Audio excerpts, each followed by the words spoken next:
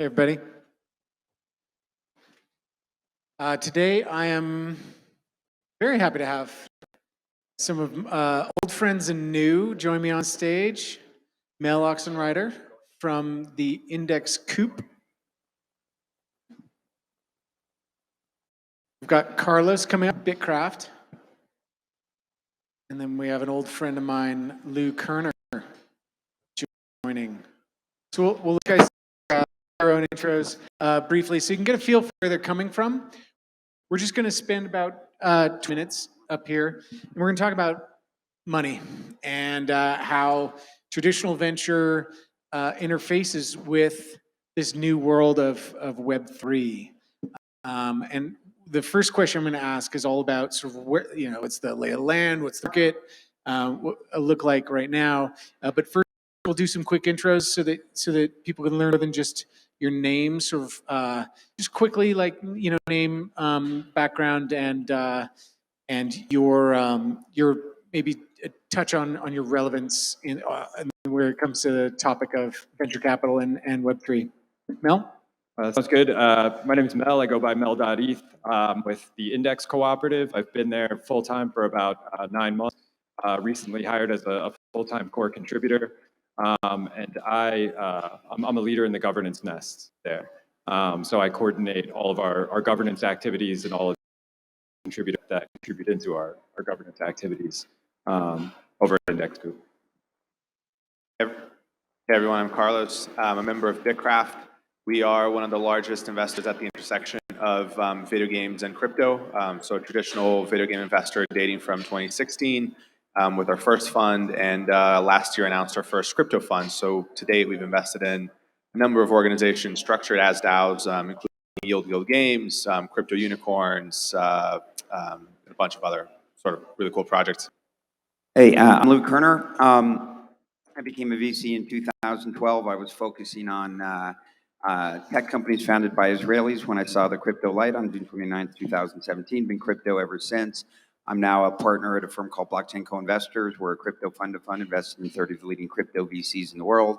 We also we'll do 30 one-off investments this year, and 3 months IPO to a crypto SPAC. And from a Web3 perspective, Web3 cred, I'm actually giving a talk on community right after this, so that's going to rock, so stick around for that. And I'm a partner at DAOplatform.io. Okay, cool. So state of the market. So what is going on with respect to fundraising when it comes to DAOs specifically? I guess let's start with you, Carlos, since you've you've been quite active in the space, and you're coming from a traditional venture capital perspective, GPLP structure. So what is the state of the market where DAO investment is concerned? I think that from an underwriting perspective, the idea is still very much to underwrite great businesses with strong long-term potential and good risk-adjusted returns.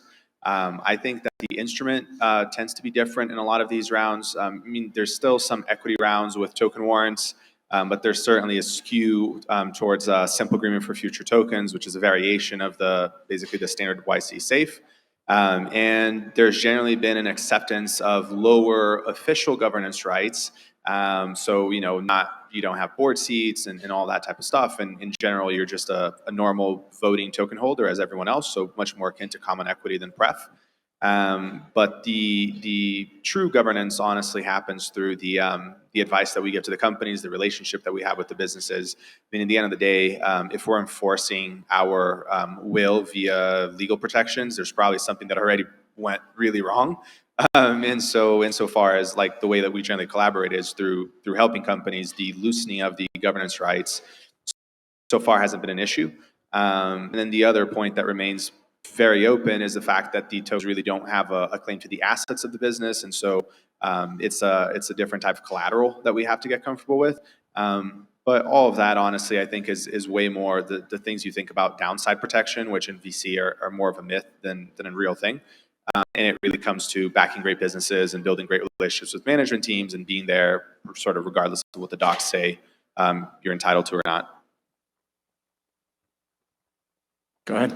Sure. So, I think, at a macro level, I have a word that I use to describe the tendency of markets to swing between bubbles and crashes, and I call that capital. And pretty sure today we are in the bubble phase. Swing doesn't mean it can't go on for another 5 years.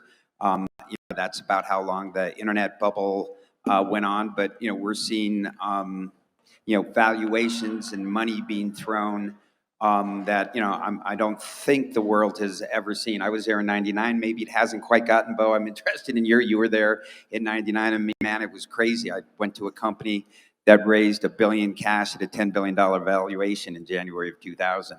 And massive amounts of money for DAOs. And like anything else in life, it's storytelling.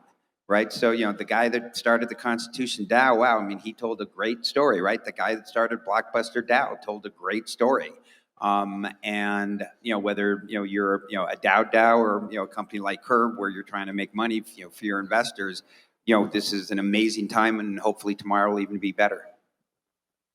All right, Mel. So time to jump in. So this is the reason we were so happy to have Mel on stage is because he's the recipient, or his DAO is the recipient of the venture capital. So from your perspective, what's it like to be on the in this great sellers market and to be raising money?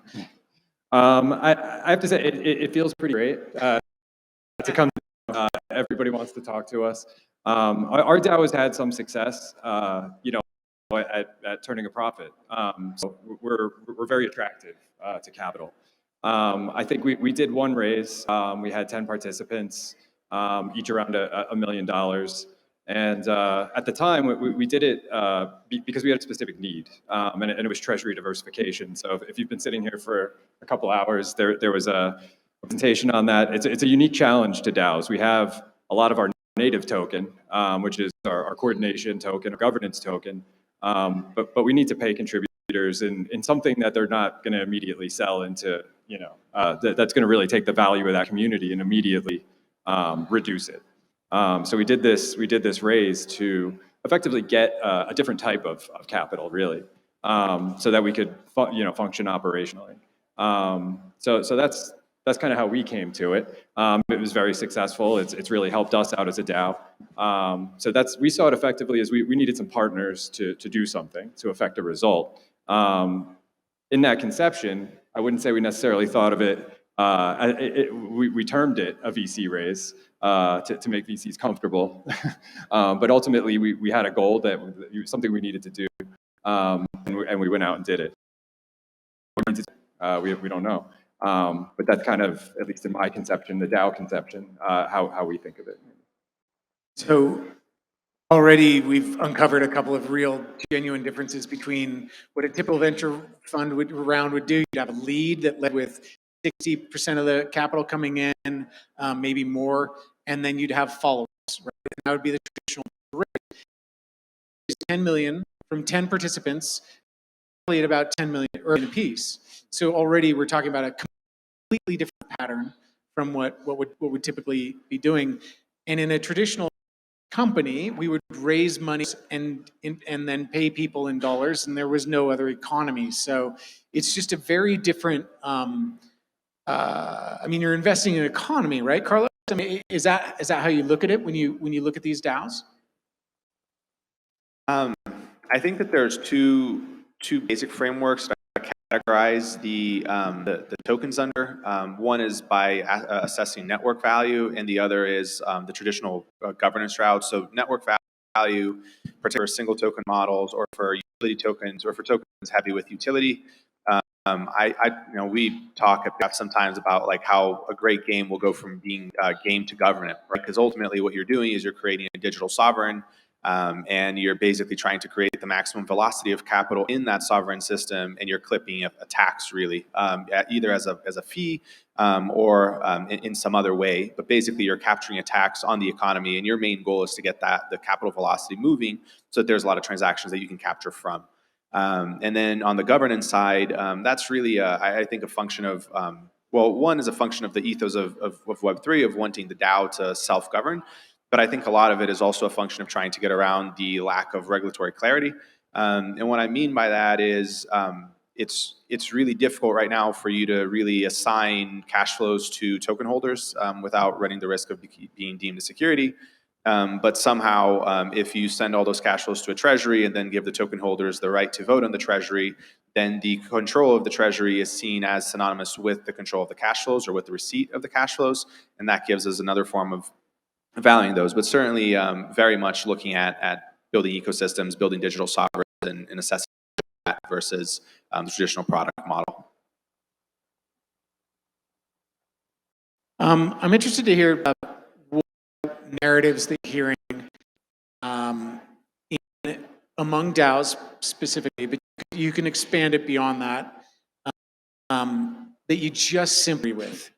So what we might be holding as a concept that's just dead wrong, in your opinion? Lou, you want to? Sure. That voting is a good thing, that everybody needs to vote, and the more people who vote, the better. I like to tell the story of the first television shows. The first television shows were people sitting at a desk with a microphone going, hey, now we're on television. They were just doing radio on television because they didn't know any better, even though they had this massive toolkit.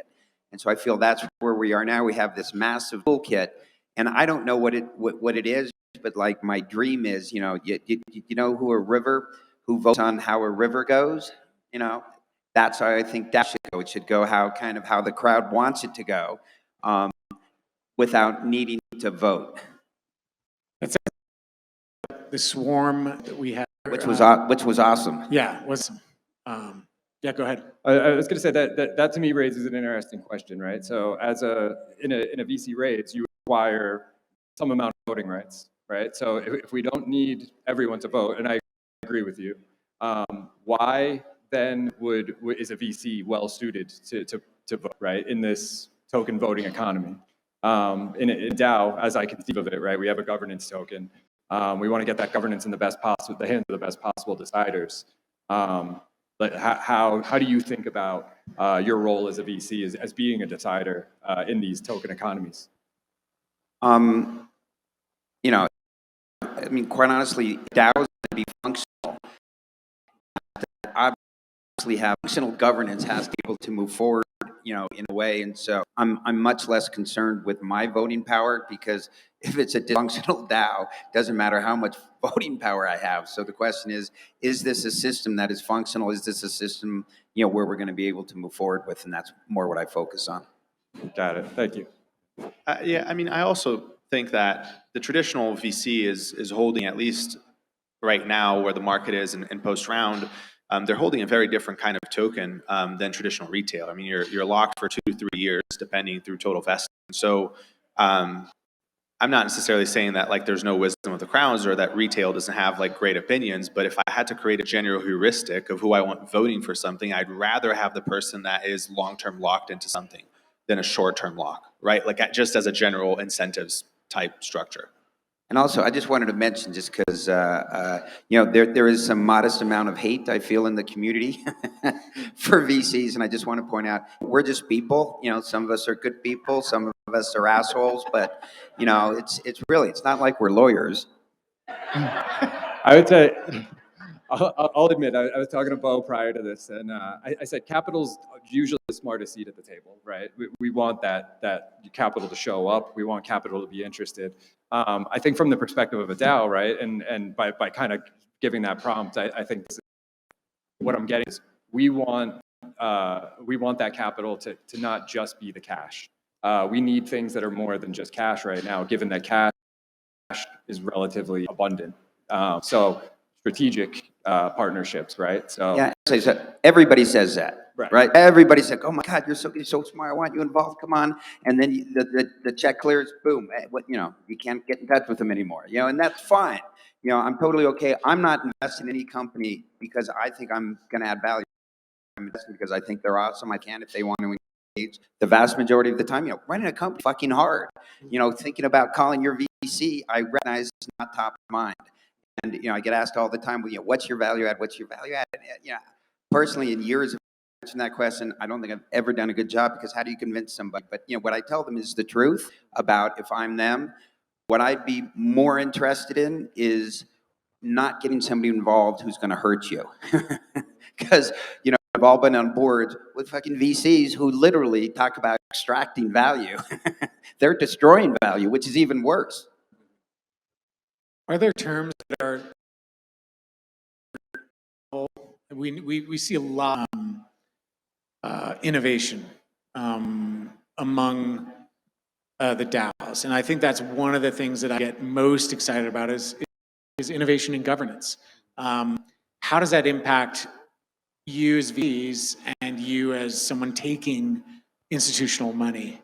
Carlos, can you weigh in on that? I'm going to do it indirectly because I don't have a good direct answer. I think part of the beauty of what's going on in crypto now is the ability to reinvent foundations and be able to build things more efficiently on top. I think one of the best examples of that are XYK AMMs, where when we think about the traditional configuration of financial markets and the need for middleman and the difficulty of really trading things and establishing liquidity, and then all of a sudden someone says, hey, X times Y equals K, and it's like, what? And like that thing works. And it's like, why does it work? And it's like, because the whole infrastructure is different and like these things are composable. And the other place where there's a lot of innovation is on the government side or on the governance side, because it's for the first time where you're actually able to submit a bunch of proposals into direct voting in ways that are completely impractical in traditional democracy. However, that does create all the coordination problems that make you question, how much should be voted upon versus how much should the community be providing directional guidance that the management team goes and executes on. In general, I don't think that there's like a term per se that we've been confused about or we've had to reconcile with, but it's more about the concept of really holding something that's akin to common equity instead of pref, and being a soft influencer versus a traditional board influencer. But in practice, the way that has played out is it's really hard getting into deals. And when we're getting into deals, because we've earned our spot to be there. We're there because management wants us there. So generally speaking, when we're there, we're getting asked a lot to participate and to really have a soft influence or soft power on those situations, so that it really doesn't come to the docs all that much. Yeah, okay. And let me just repeat some of what Carlos is saying. Or emphasize, it is clearly a seller's market. It's hard to get in deals. There's tons of capital out there. There's not a lot of good deals out there. And so there's, I'm sorry, I said that backwards, but you get the point. The other thing you said is that you're not getting in a preferred stake, which is like the only place that a traditional VC would play in a traditional company. It's just not available in the world of DAOs. So for an institutional investor to invest in this world, they have to get comfortable with some very different terms than you would typically see in Sand Hill Road. Am I right? Yeah. So takes cojones. And pretty sure they never heard of token before a few years ago, right? I mean, it's all like on the cutting edge. Right. And God bless them for actually taking, right? I mean, this is great. It does change things, right? And now, Mel, you get to say, how does it out in the real world, and like the coordination problems, you have capital. Is this working? That the Coop raised 10 million? Oh yeah, of course. There's things we can do today that we absolutely couldn't do. I'd say I'm largely here as a full-time contributor because we did that raise. So yes, it's valuable, right? I think it gets a little nebulous. The term capital. I'd say in the traditional sense, it's VCs have dollars and they want more, and companies don't, and largely the same. I think in DAOs, we have things that we need. We need liquidity for our products right now. We need, that we have different needs through time, and tokens aren't created equal, right? So I think that, to say dollars, maybe it's USDC, which is multi-purpose for us. We can do a lot of things, turn that into a lot of things, but if you have dollars that you can convert to tokens, there's also a lot of things you can do for DAO that are beneficial than just sending some USDC to a treasury and cost way less. depending on what other sort of partnerships you might have, things like that. I think that's a concept, right, of I guess that raise concept. So it kind of flips it on its head. And it becomes more of a conversation, right? A governance conversation, if you will. Hey, what do we have? What do we need? And how do we get from A to B? And work with you to do it. So I think it creates this very long conversation about capital and needs and sort of what we're trying to accomplish.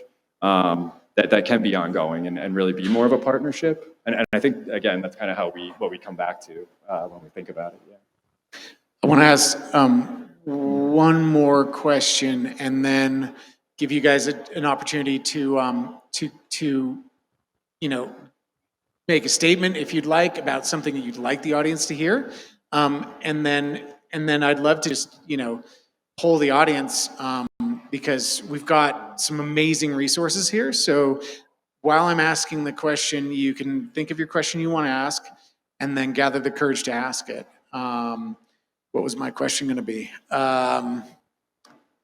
What has changed from the fundraising perspective, if you have a perspective on this, or any of you, in terms of like approaching a VC? Is this the same game that we used to play back in the in the late 90s and 2000s and teens, or is there something else going on here that we should understand and sort of bake into our fundraising kind of mentality? I'm probably not a great person to answer. This was the first VC raise that I really participated in. From this side, I've kind of seen things, but yeah, I would say I'll defer on that one. Yeah. I think that when we compare the venture capital asset class with, for example, the hedge fund, or not the asset class, but the industry, one thing that has always been the case with venture is that venture exhibits higher returns persistence than hedge funds. And so what that means is big non-financial advice, I guess, but past results tend to be indicative of future results in venture more so than hedge funds. And the reason why that is because you have a positive feedback loop where getting allocations into good deals and being a big VC fund lets you get into more deals. The fact that it's different from public markets where you can always just buy public equities or insofar as liquidity allows you to. All this to say that the allocation game that is being played right now, I don't think is different. I'm not young enough to have lived through the dot-com bubble as an investor. You're not as old as Lou. I guess, yeah. But ultimately, it doesn't feel like it's different from historical norms to have to compete with deals. It's just that the abundance of capital, particularly institutional capital that has been raised, means that there's more competition. But it's not like a new thing. It's just more of the same thing. And it puts more emphasis in being the best sort of venture shop that you can be and doing the best for your founders and using that to perpetuate the cycle of allocation. So my favorite VC joke is VC bar. The part that says, "Hey, what do you want?" He looks around the room and he goes, "I don't know. Is everybody else?"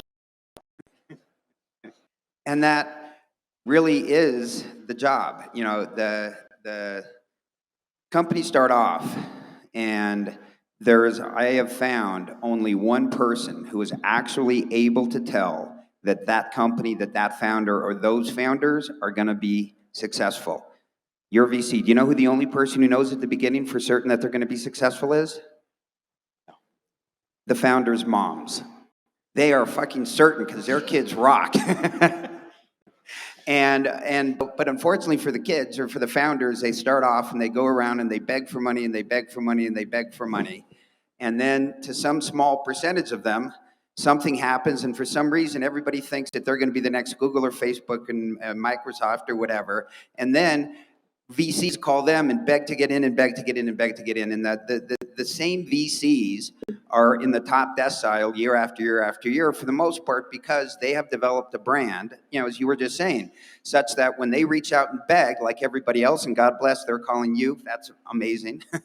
But for the most part, so the idea of when people reach out to you first, I would say and foremost, get a warm introduction to a VC. Not that it's easy for anybody to get a warm introduction, but I'm overwhelmed with warm introductions, let alone cold introductions over, LinkedIn, or, even somebody's got my email address, God bless. But get a warm introduction, and if they're a friend of a friend, at least have them sit down and spend some time and, help you go through your presentation, how your presentation get better. And I'll finish.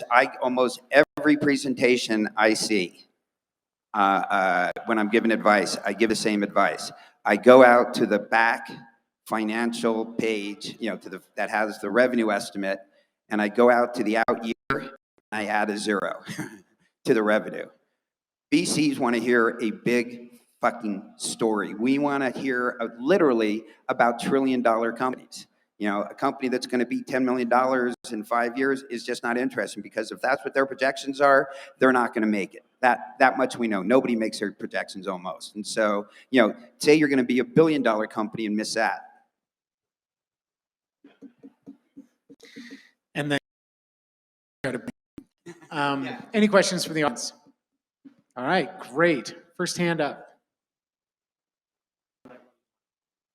Got a mic runner coming your way.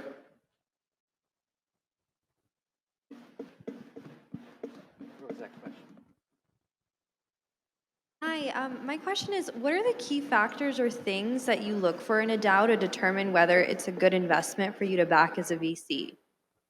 So Carlos, you mentioned before that you were doing some evaluation of what the community looks like, right? You want to see community growth. What metrics do you maybe use to assess that? Early stage, it's difficult to talk about metrics because they're just not there, and to the extent that they are there, they're indicative at best. I think the earlier you go, the more you're going to rely on the team. Has the team done something similar to this before? Have they executed before? Will they have the ability to pivot from this idea when this idea inevitably goes wrong? Just like that type of team-based underwriting into a healthy TAM, preferably with low competition or lower competition, and with an engaged community to the extent that you can start seeing the seed of it being formed. Yeah, and I would agree totally with the last thing he says. For me, it's all about engagement. I don't care how many members you have in anything. I care about how many engaged members you have. And are they getting more engaged or less engaged? Because every community is either growing or dying. Any other questions? Do you see a growing kind of competition between retail investors that are getting more capital, right, in these markets, competing with VCs? Do you see that competition, like kind of crowdsourcing? I think that retail's ability to compete on what I'd say is largely a level playing field in this market is why, like you summarized, maybe VCs aren't getting the preferred allocation that maybe a traditional company would get. There's a lot of options that DAOs have, and if the consideration is to put out your governance token to receive something, there's a lot of mechanism design things that we can do that are not necessarily just an OTC to a VC, right?